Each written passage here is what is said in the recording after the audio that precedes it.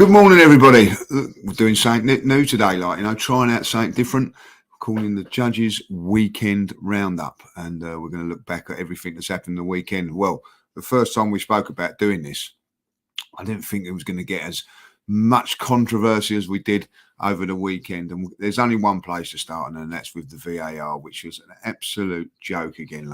Again, I'm going to say this now. Congratulations to Liverpool Football Club. They're not accepting this apology, and I think it's the right way to go because it's not the first time. Thinking about it, again, they've made a mistake on a factual decision of an offside. Now, if you remember when Arsenal played Brentford, they said they forgot to put the lines in. Well, they couldn't really say that again this time, did they? So they've actually gone down a different route now and said, we thought that you got this. We said you thought it was a goal and whatever, you know what I mean? So unbelievable. Really, absolutely unbelievable what's going on. And I think now VAR, something's got to happen. Something's really, really got to happen on this now because you cannot continue to keep getting these sort of mistakes. And I actually think it's ruining football now. I actually do think it's ruining football, for them to get these mistakes. And I actually really, really do hope that something is done with it. Listen, first and foremost, got nothing to do with the Spurs or whatever, because it was against Spurs. Listen, we was furious when it was against us to against Brentford when it happened to Arsenal. And basically what happens is you get an apology. Oh, well, we're sorry about that and we all have to move on. No, not now. The technology's there. You've got people in place. And if you cannot get VAR right, it shouldn't be there. It should not be there. Now, listen, I can get other decisions. And I think now VAR has got to have a real look at itself because it's got to be facts. When the ball goes over the line, there's no arguing it's facts. It should be the same with the offside rule. But I have to say, other things that are going on now, I'm not agreeing with. The incident with the sending off. You're going to get somebody like me who I've watched it a load of times, and I don't think it is a sending off. I think it's a booking, but somebody else is going to think that it is. So it's not fact. It's still somebody's opinion, whether you're refereeing it or actually watching it on a screen. But for them to get that wrong again now is quite incredible. And I'm really I think it's left a bit of taste in my mouth, really, about watching football at this moment in time. All those Liverpool fans that spent all that money going up to or down to London for the game. Listen, Spurs got the result, so their fans probably not going to be too worried about it. But for all those fans to be really conned out of a game of football, and I thought, to be honest, it was an intriguing game, wasn't it? I didn't see all of it. I see bits of it, but it was credits to Liverpool was hanging on, Tottenham pushing and all that lot. But basically, it was ruined because of football. What would have happened after that goal was scored? No one knows. This is the problem you got, like Spurs could have gone on and won that 3 or 4-1. You don't know, but at that moment in time, I think that, it's a real difficult one for Liverpool, and listen, I get there's not much more. Listen, nothing's going to come of it. It won't matter what Liverpool do about it. But we were just talking about this a bit earlier on, if you was in hospital and you got a bad left toe and they cut off your right toe, you get compensated for it. You know what I mean? Thousands of pounds from the NHS. But all of a sudden with this big money thing with the referees, you can just say, oh, sorry, won't let it happen again until next week and or the week after, and I'm sorry, but this apology they've said and the excuse they're saying is ridiculous because they can't turn around and say, oh, do you know what? We forgot to put the lines up like we did a few months back and all that, So it is a really, really poor system now, and it's just got too many flaws in it. It's every other week now that things are going wrong. And listen, I don't know about you guys, and I can accept it a little bit if the referee makes a mistake. You can sort of, I can understand that. But how can you make these mistakes with all the TV monitors and different angles and things like that? And then it does border on, is there corruption? Because how can you get that so wrong?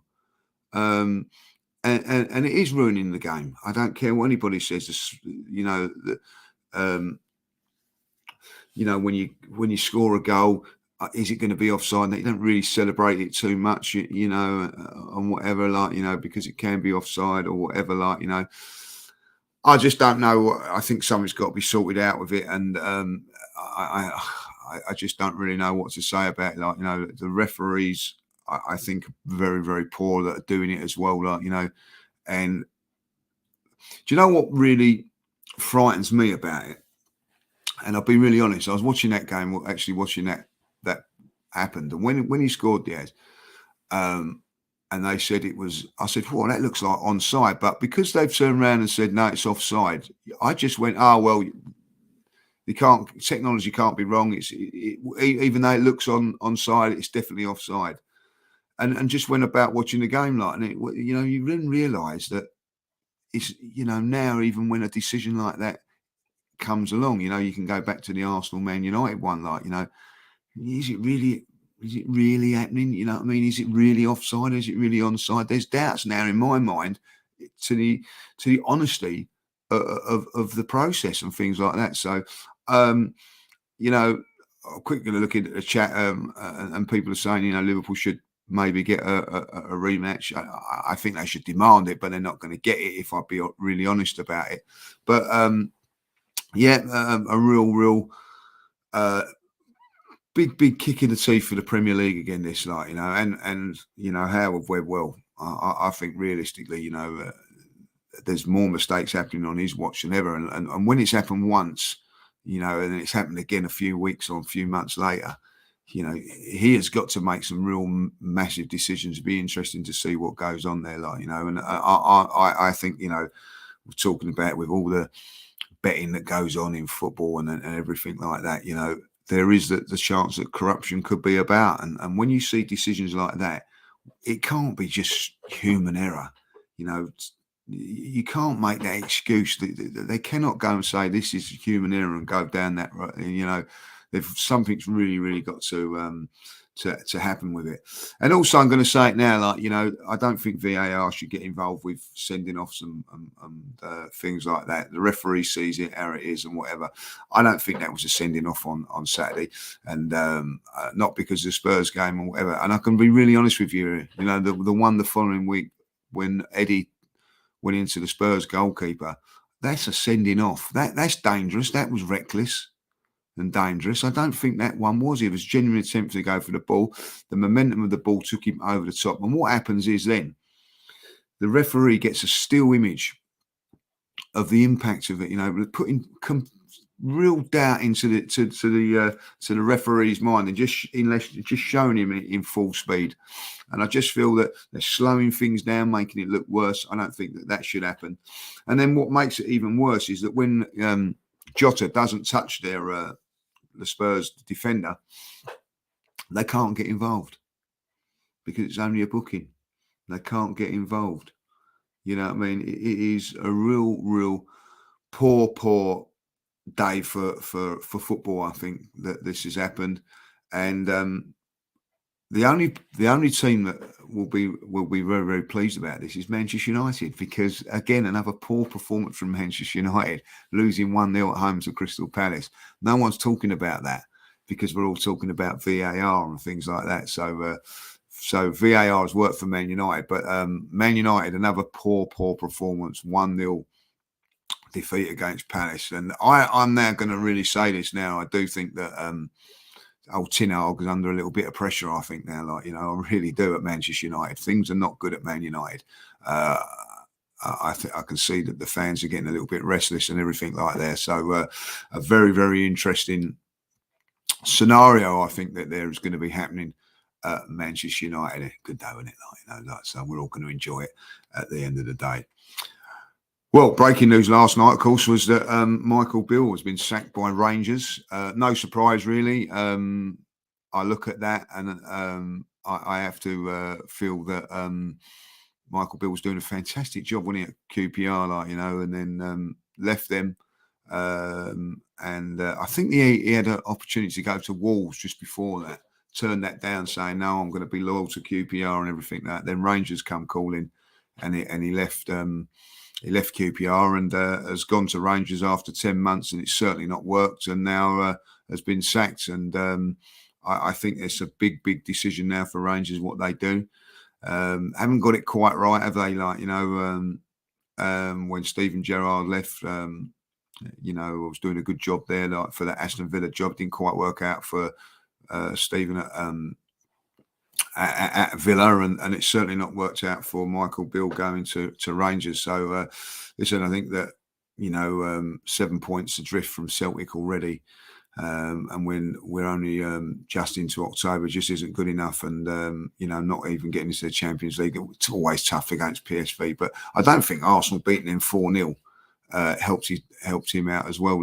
So that was a real talking point there. So Rangers now are looking for a new manager. And as I speak, Graham Potter has distanced himself from that appointment as well. So it'd be very interesting who Rangers will be going for, because let's face it, Rangers are a massive club up there in Scotland. Well, what another fantastic result for Wolves this weekend, beating Manchester City. Now I don't think anybody would have predicted that. And after watching the game, or only the highlights, I thought Wolves were worthy of the win. And I think massive credit to Gary O'Neill and Wolves for that, because I think that when you go 1-0 up, sometimes you go understand that they're 1-0 up, and I'm one of those people when I heard on Saturday that they were 1-0 up, I was thinking 3-1, 4-1 to Manchester City. Then it comes through, and it 1-1, and you think, well, here we go, this is what's going to happen. But that's where I think you've got to give Wolves a lot of credit, because at 1-1 you only think there's going to be one winner, but off they come and made it 2-1 and held on, and that is a fantastic result for Wolves. It's also a fantastic result for the likes of Arsenal, Tottenham, and Liverpool, and whoever else is going for the title. So a very good win for Wolves, and I tell you what, that sets up next Sunday, doesn't it? Like massively between Arsenal and Manchester City. I never thought that Arsenal would go into the season, the game on Sunday, only 1 point behind. I thought, I felt that, if we won that game, we'd only be cutting the gap to 1 point. But now, if Arsenal can beat Manchester City, they will go above them, and that will be a massive psychological boost going into the international break after that. Two unbeaten teams in the Premier League at this moment in time. Tottenham and Arsenal, and despite all what happened at Tottenham with the controversy, I actually did predict that Spurs would win this game, and the feel-good factor at Tottenham continues. And now I think Tottenham are in a very good position. If I'm not mistaken, their next few games: Luton away, Fulham at home, Crystal Palace away. Three of their games coming up. They've got a very good chance to win all three of them and really put some pressure on. Arsenal's next two games, by the way, are Manchester City at home, Chelsea away. Two very tough games. If Arsenal can win them both, wow, that would put them in a fantastic position as well. So the title race is hotting up with that defeat for Manchester City, and of course Manchester City and Arsenal will be the big game, of course, next week. And is it a good time to take on Manchester City? I do think it is. They lost to Newcastle in the week, and now another defeat. Then they've also got to go into Europe this week, Champions League, and the squad is just fading. Not fading, but they've just got a few injuries at the moment, and it's taking its time. I think that when you get injuries, don't matter what team you are, 4, 5, 6 injuries, you're going to suffer, and Manchester City definitely suffering at the moment. So congratulations to Wolves on that. I'm going to have a little mention of Luton. Luton have got a big week coming up. Obviously a fantastic win for them against Everton. That's their first win, and that's the first. If you'd have said at the beginning, Luton, Sheffield United and Burnley, which team would get the first win first, you probably wouldn't have put Luton down first, but they're the first team of the teams that are promoted to get their first win. They winning 2-1 at Everton, and a big week for them now. They've got Burnley on Tuesday, and then they take Spurs on Saturday. I think it's 12:30 kickoff. So well done to Luton for getting that result there, of course. And I think that they'll be looking now a little bit more confidence once you've got that win under your belt, and something to look forward to there for them. but a massive week for them now. 2 home games coming, so I expect them maybe to get something against Burnley. I don't really expect them to get anything against Spurs, so that'd be a very, very interesting one as well. Obviously, let's just take a little bit away from football for the moment. The Ryder Cup, how good was that? I didn't see all of it, but Europe. Well, really, I felt it was an easy win in the end. 4-0 up straight away, and I think that the USA got their tactics wrong. A little bit of nastiness going on in there, a little bit of passion, should I say, as well, from Rory McIlroy. And I thought he come out of it with a lot of credit. And so well done to Europe on the Ryder Cup. Also, I don't know if everybody knows, a big American football fan and the Washington Commandos on. They had a fantastic game against Philadelphia Eagles yesterday. Went into overtime, Philadelphia getting it on a field goal, but it was a fantastic game and really, really enjoyable game there. So the American football kicking off as well. I don't know if everybody enjoys that, but it was really, really good to see that American football. Great weekend of sport again, and that's what we want, Let's have a little chat. Why not? While we're here, about the Arsenal 4-0 winners at Bournemouth. Very, very comfortable. Have to say that. Kai Havertz scoring his first goal. Hopefully, scoring a few more. Penalty. Also from the penalty spot. What do you think about that, guys? A lot of people talking about, perhaps shouldn't have done that. Shouldn't have given the penalty. 2-0 up. Doesn't show the right mentality of being winners. I'm not so sure about that. I thought it was a good thing to do, if I'll be honest. It was interesting that Alan Shearer said that he wouldn't have give it up for love or money, which is, I suppose, the attitude sometimes that you've got to have. But that for the Arsenal, nice 4-0 win at Bournemouth on the coast there. Always good to see and have that result there, So a real good performance from Arsenal. Let's just go through the weekend's scores. If you look at the table at the moment, Manchester City still top, of course, and then Spurs. But what just before we go on to that, the scores, Villa. What a very good job Uri Emery's doing there, 6-1 against Brighton. Actually watched some of that game. I don't think it was a 6-1 game, but what a good job Aston Villa and Uri Emery doing, I think that Villa fans will be very, very pleased with that. So the weekend scores: Villa 6, Brighton 1, Bournemouth 0, Arsenal 4, Everton 1, Luton 2, Manchester United 0, Palace 1, Newcastle 2, Burnley 0. By the way, Newcastle, just one quick little go on them. Just starting to form a little bit, I think trying to suss out, trying to keep the squad rotation going, whatever, But the last 3 or 4 games, Newcastle really back on form. Nice, comfortable 2-0 win there. West Ham, that massive team from East London, 2, Sheffield United 0. We'll talk a little bit about David Moyes in a moment, Wolves 2, Manchester City 1, Spurs 2, Liverpool 1, and it was Nottingham Forest 1, Brentford 1. Don't forget tonight we've got Chelsea versus Fulham, which will be I think a really interesting and intriguing game. Of course, that's at Fulham. Craven Cottage, a great place to go there.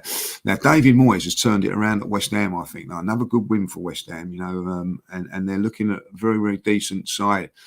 I believe, nothing against Spurs, that David Moyes deserved the Manager of the Month award last month. After, when you think about it, they got a good result against Chelsea. They got some good results as well. And I thought that was, considering what has gone on in the pre-season, it was a little bit upheaval for them. I think David Moyes is doing a fantastic job at West Ham at the moment. So a really, really good start from them. And, was it in doubt that they was going to lose that game or struggle with it? They didn't. It was another nice, comfortable win for their West Ham. And Jared Bowen, by the way, is doing fantastically well at the moment. So a really enjoyable weekend of football. So that's my little roundup. And if you've got any quick questions, just fire them in quickly, and we'll be out of here. But yeah, I think that listen, from an Arsenal and Spurs point of view, good weekend, very very good weekend. And the Invincibles now is down to Arsenal and Tottenham, and I'm going to bet a lot of money that both won't stay unbeaten at this moment in time. So we'll go from there. Of course, Champions League's back. And let's just quickly look at the Champions League fixtures for our teams, or say our teams, London teams. Shall I say London teams? There's only one in there. But we've got, of course, Manchester United at Galatasaray. Ooh. At home. Now, they're just on the back of that game against Palace. If they were to lose that one, there's a lot of pressure on them. So a big pressure game, that Galatasaray. You know, Napoli versus Real Madrid, probably the standout tie of these games. Of course, PSV versus Seville, as well. Of course, Lens, of course, are playing Arsenal on Tuesday as well. Like, you know, so, but for me, the standout one there is that Napoli game. And of course, on Wednesday, Celtic versus Lazio, Porto versus Barcelona, Newcastle versus Paris Saint-Germain. That'd be a good one. Manchester City away in Germany as well, like, you know. So it'll be interesting there. Like, Guna Forever, Lee, would you play Saka, Saliba, Rice against London tomorrow? Do you know what? I'm going to be really honest. I would rest Saka for this game. I wouldn't make too many changes. Saliba had a rest on Wednesday, as did Rice. So I'm just going to say one or two. Saka maybe Rice as well, but I'd keep the back four as the same, if I'll be honest. Like, you know, it'd be really interesting to see how many changes do you make? You know what I mean? That's the thing. Like, you know, Lens, I think at this moment in time in France are about 15. In the league, so it's a really interesting one. Zaha, yeah, coming back to England with Galatasaray, of course, and a former Manchester United player. So that'd be interesting, like, you know what I mean. So that is a great point. Someone said, like, you know, Super Sunday yesterday, and he had one fixture on a Sunday, like, you know what I mean. That yesterday, what was going on there? Every game by that game yesterday, Nottingham Forest versus Brentford, was the only game on a Sunday.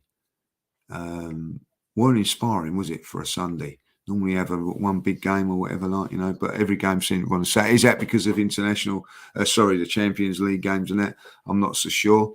But yeah, that was very, very strange, like, you know. What do you think of Edu and Arteta saw in Havertz to pay 65 million? Listen, time will tell, you know, if that is right, like, you know what I mean.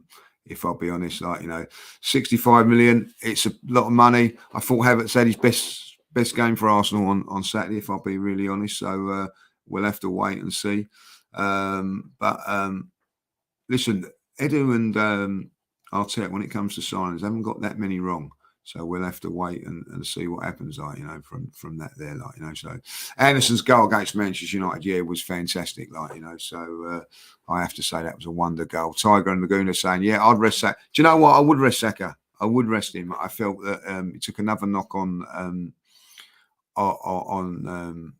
Saturday. I think now that maybe, like, you know, that just have a couple of players rested for the Manchester City game. Don't forget, Manchester City play a day later than us, and they've got to travel.